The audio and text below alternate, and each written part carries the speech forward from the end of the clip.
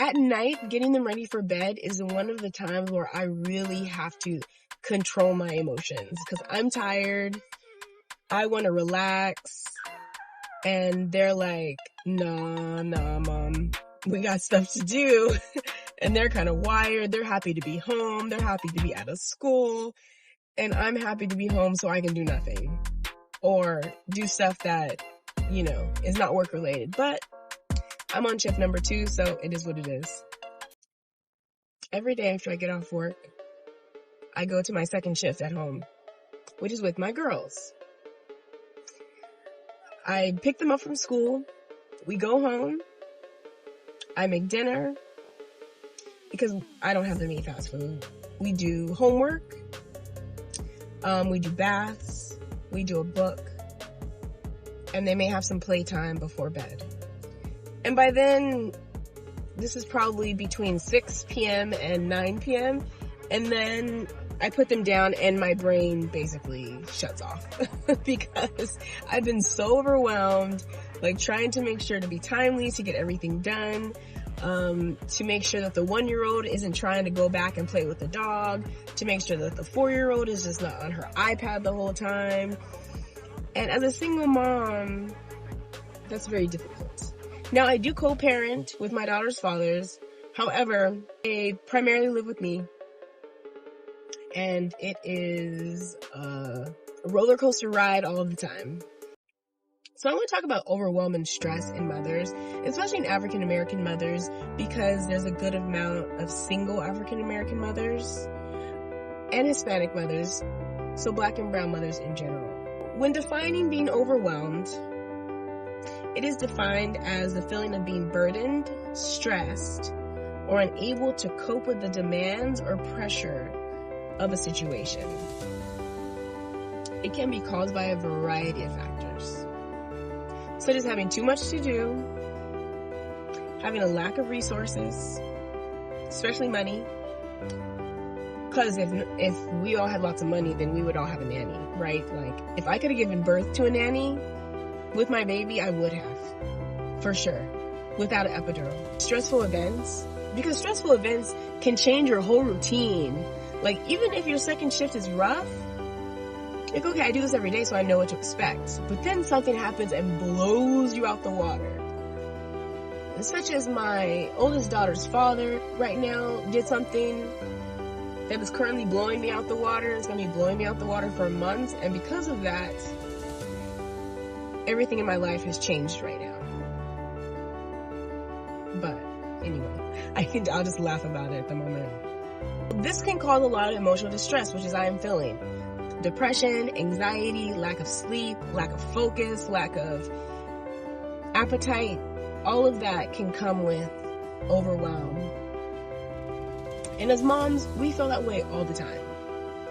So let's talk about being a Black or brown mom. Because we have a lot of extra unique factors that make it extra stressful and overwhelming for us. And let's talk a little bit about how we get through this. One of the things that is kind of unique to us when we think about our kids, especially as they get older, is thinking about how they're going to be affected in life by racism, by discrimination, by bias, by police brutality, by so much, by people like Donald Trump.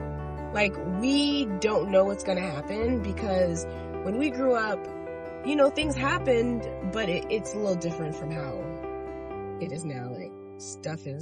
It's intense. And a lot of our kids have gone through COVID, which is a whole nother layer of anxiety and depression due to the social isolation. And that was one of those other events that just happened and threw everybody off. We love our kids. We don't want them to be marginalized. We don't want them to feel that way. We don't want them to be stressed or frustrated or have to worry about their lives in the hands of things such as the police, people that are supposed to keep them safe, or people of the dominant race who are having a crazy day that day.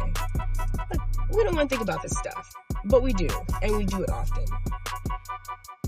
as well as when it comes to that, there are many African American and Hispanic mothers who have to worry about low education and not being able to get the job that they want or make the money that they want to support their children, especially when the dads are out of the picture or deadbeat. So we tend to have higher unemployment rates and higher lack of resources, which are things that I feel like all of us, black, white, brown, purple, orange, need to be concerned about. Because as the United States grows, it's growing into a black and brown situation, right? We are mixing all over the place. My kids are black and Hispanic. They are black and they are brown. So in 2022, the poverty rate for single mothers was 22%. The poverty rate for single mothers who are black and brown was up to 35%. That's a significant difference. So a third of single mothers that are black and brown are under the poverty line, which is pretty stressful, which is a lot to think about. As an African American woman, I am not myself under the poverty line, but I still think about my sisters that are out there that struggle. Because we want them to give birth to healthy kids that could potentially date one of my girls. I want them all to be successful, happy, healthy. No, but my undergrad major was in health promotion, disease prevention. And the fact that we always learn, and me being one of the only African Americans in my classes, to hear that African Americans had the worst health, the worst resources, the lowest socioeconomic status, that was depressing. Like, it's depressing. And we want to do better. And I'm not even going to go into the fact of being brought to this country and slavery and what it has done to African American people, but I do feel like it makes a huge difference in how everything is. But that's a discussion for a whole other day. One of some parenting challenges that black and brown mothers have is being single, is not having a dad in the picture. And I cannot stand when people are like, she should have chose better. Because sometimes, no matter how long you've known someone, you don't see the real them. And I feel like people who are married and get a divorce know this the most. Like my older daughter's father, the things I have found out about him in the last month, in the 8th year I have known him, there's no way in the world I would have known. But anyway, I'm pretty sure that people who are married find out things all the time and then get to the point where they need to decide, are we staying together or are we breaking up? Because you are not the person who I thought you were. Also, in single parent homes, such as mine, we don't have anyone to lean on most of the time. So when it comes to our mental health, like there are times when I feel like I'm a little unstable today. Like my best is not at 100%. My best for tonight is 30%. But my kids also feel that 30%. And that's, it's a very stressful situation to know that I'm stressing my kids. Like if my older daughter yells too much or plays her iPad too loud and I'm turn it down, turn it off. I'm constantly this and that. So I have to really think about what I'm saying and how I'm handling the situations in order to not make her feel in a certain type of way. Now, I do my best. And I'm hopefully I'm doing a good job, but it gets very stressful. And I know a lot of mothers feel that way. Like you don't want to mess up your kids. You love your kids. You want to give them the best, but sometimes we're giving them the worst part of ourselves because we're at home and we're stressed, and they can't have the best if they're getting the worst of us. So these kids tend to have more emotional and behavioral issues, which it's like a cycle because now they're behaving, so you have to punish them, even though you've been giving them not your best for a while. And that's a lot. Now, I want to say that this is not just for single mothers, because even though there are more single mothers, there are also a lot of single married mothers. And if you're a single married mother, you know what I mean. You have your kids, you have your husband, but your husband is letting you do everything, do all the parenting by yourself, basically. And so you're kind of on the single mother thing, except you probably have more money, you're probably better financially. We also have to think about the discrimination and bias we get just for being African American. So, as women, if you're a woman and you're black or brown, we tend to be sexualized in the workplace, just on TV. Like, people will say, like, quote unquote rap videos, all over the place. Like, I have 2 daughters who are mixed, so I think, okay, they have this exotic look, they're gonna be sexualized when they're older. Thank goodness they're super young now, so I don't have to worry about that. But that's the thing, that's something that happens all the time. Like, we get looked at either we are the angry black woman, because, you know, we speak our minds, because no one else will speak their mind for us, so we know we have to speak our mind. We're the Jezebel, like the sexualized woman, the video vixen, you know, due to the shape of our bodies. They happen to be more on the curvier side, which is more aesthetically pleasing, and because of that, sexualization. We also get discriminated a lot against our hair. I wear my hair natural. It is in a bun, but I will roll around in an afro. And I've had people all the time ask me, well, so, you know, are you going to straighten your hair? Can you straighten your hair? It's just like, you know, it's a thing. Like, from our hair to our, the color of our skin. Are you light skinned? Are you dark skinned? I mean, that's in a lot of cultures, so I'm not going to say that's unique to African Americans. For both of my daughters, I went down the rabbit hole of watching news articles or any kind of show on birth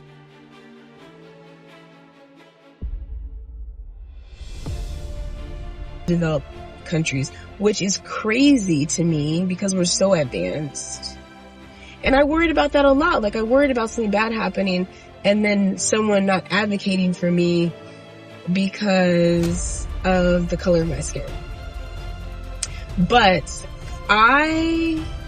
the network that I am in, I love. And the same OBGYN black man has delivered both my babies, and I felt very safe with him, I'll have to say. If he was not African American, I don't know if I would have felt safe. And I'm pretty sure people who are of Hispanic origin feel the same way. If they're not Hispanic, for them, they probably won't feel as safe. You know, and that's something that we also have to think about. Do I feel that this person can understand me as a black and brown woman? Like, I was recently looking for a therapist, and I was looking them up online, and if they were white or Caucasian, I was not gonna go to them, because even though they could be an awesome, amazing therapist, there's no way that they can help me with all the things that I feel as an African American woman. I didn't find African American therapists in my network, which is sad, but I did find a Hispanic lady who was in my network, and I feel still more comfortable with her, even though I've never met her. Hopefully I won't be wrong, but we'll see. All this leads to extra stress, extra anxiety than mothers of other cultures would have to feel. Well, no, I'm going to say mothers in the Caucasian culture, because this is America. So I want to talk about some effective stress techniques. These are not unique to race or anything like that, but I want to make sure to educate all my black and brown women on stress management techniques. So one is grounding. Grounding is staying mindful. Like, people say grounding is walking outside with no shoes on, in the dirt, in the sand, in like a river. You are becoming one with the earth, basically. But it's also keeping you in a mindful state. So when you ground, you feel everything around you. You're outside, you feel the wind on your face, you feel the dirt on your feet, you feel the sun rays. Like, this is where you are focusing on everything that's here right now in the moment. Because when it comes to anxiety, anxiety is in the future or it's in the past. There really isn't anxiety in the present if we can focus on staying in the present. So one way that people ground is a 5, 4, 3, 2, 1 technique. Like 5 things you see, 4 things you hear, 3 things you smell, 2 things you touch, 1 thing, I don't know, I'm missing a sense. 1 thing you feel. And it could be you can change it up. It could be 5 things you feel. It could be 5 things you see, 5 things you smell. It could be anything. I mean, smelling 5 things would be a lot of things though. Another grounding technique or another mindful technique is meditation. Yoga, meditation, the point of these is to stay in the moment. When you meditate, you focus on a chant, a sound, your breathing, because when you breathe, you are focusing on the moment, because your breath is not in the past or in the future, it's in the present. What you hear is right now. So you focus on that, you stay mindful, you stay away from anxiety and stress. Also mindfulness journaling. Okay, so mindfulness journaling is it's extensive journaling. So to do a creative journal to where it really helps your feelings, you journal for 20 minutes over 4 consecutive days about something that has triggered you or is on your mind or something that you felt. Like I did a creative journal not too long ago about my daughter's father, because we were just in a very confused space and it was really taking a lot out of me. And so I made myself sit down and write.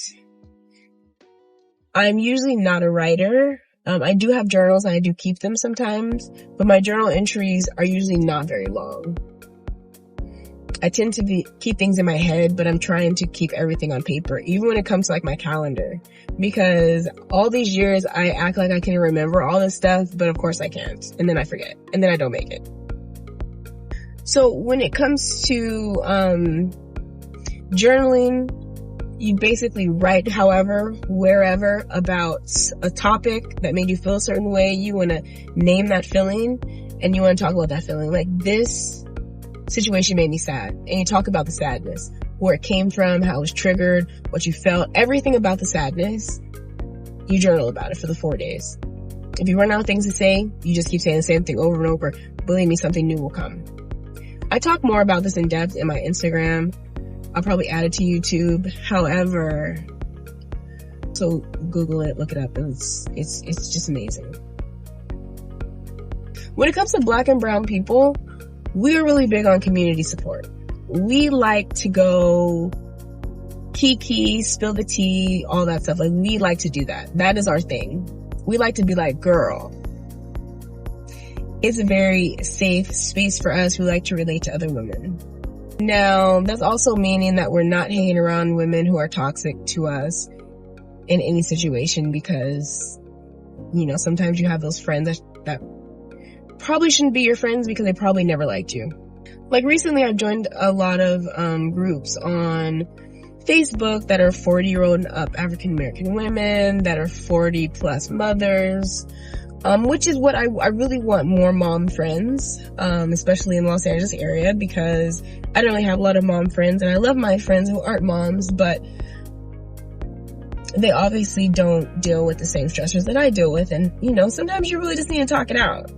Being a part of community events, especially right now because we're in a very political season, so there's a lot of community events that have to do with race and support and everything like that. And those things are great to come out, to bring your kids to be a part of, to decrease the stress and talk to people who know what you're going through. I feel like African American women love a good self-care day. But if you don't, or if you're not used to it, you need to do some self-care. Self-care can be anything. I was talking to one of my friends who lost a lot of weight, and she was doing like this keto thing. And, her self-care was putting creamy lotion all over her body because she didn't used to use lotion. And I was like, that is amazing. Like, you can, it really depends on where your mindset is, because you can get a massage and be stressed the whole time because you're thinking. So if you're gonna get self-care, do self-care. Get the sleep, eat the right foods, exercise, take a hike, get a massage, get a facial. Do things that do not break your budget financially. Don't go off your budget to get a $150 massage. Like, it's not that serious. You can go to the mall and get one for $20. Like, I don't get my nails done. I never have, even though I really want to, because they look so nice after. But I never have because when I was a broke college student, I couldn't afford it. So I just kind of took that with me. That wasn't one of the things that I wanted to change. Plus I have 2 kids, so what am I gonna do with these kids when I get my nails done? We want to think about the things that bring us joy and do the things that bring us joy, whatever that may be. Like, I paint dumbbells, and I started painting dumbbells because I feel like people love, especially women, love beautiful things, right? Like, one of my favorite things about working out was having new workout clothes. I haven't gotten new workout clothes in so long. And when I did, I was like, oh my God, I'm going to go work out at the gym. Even though I went to the gym all the time, but I'm going to wear my new clothes. And I was so happy. I was like, if I just had some matching weights to match my set, I mean, come on, that's amazing. So I felt like if women could pick up something that was pretty, then they would pick it up more. And the more they would pick it up, the more they would exercise. Because it's a weight. So I like to paint dumbbells. I've always really liked to paint and be artistic. It's one thing that I enjoy doing, and people were like, it takes too much time. But that's just what I like to do. Sticking with it. I think reading is amazing. I think that is one of the best things we can do for ourselves. One book that I just picked up is Soothe Your Nerves, A Black Woman's Guide to Understanding and Overcoming Anxiety, Pain, and Fear. And this is just actually more of an educational material for me, but I'm pretty sure that when I finish, I haven't finished it all the way yet, I'll learn a lot. I've already learned a lot. I do have some other books that I will add into the description below that I really, really, really love. I feel like some of the times we focus on what we've learned when we grew up, and we think that that's like the best advice ever, is because this is how I've always been and this is what I've known to be true. But where did that come from? Like, our parents, TV, social media. Like, sometimes we need to read some facts or read from some people who have done a lot of research and studies on different topics. I recommend exercise and physical activity, HIIT classes. We need to do our cardiovascular activity at least 30 minutes, 5 days a week, as much as we can. I even have a double stroller that I use to take the girls when I want to go running. It's a little hard after school, but on the weekends, if I don't go to a class or I have no one to watch them, then I will take them running if I want to work out. All in all, let's try to support each other. As Black and brown folks, our family is very important to us. Family, blood or not, like, everyone is a sister, a cousin. We tend to do well by helping each other and having other people help us and not isolating and being alone. So let's get out there. I started a group on Facebook called Anxiety Support for Black and Brown Women. I just started it, so it's all brand new, but I'm hoping that I can form a community of women who want to share some of the things that they do to relax, for self-care, that new concept that they've learned or they've tried. Maybe they have something amazing that hasn't been studied yet. So join the group, subscribe to my posts, like the post. Please come back.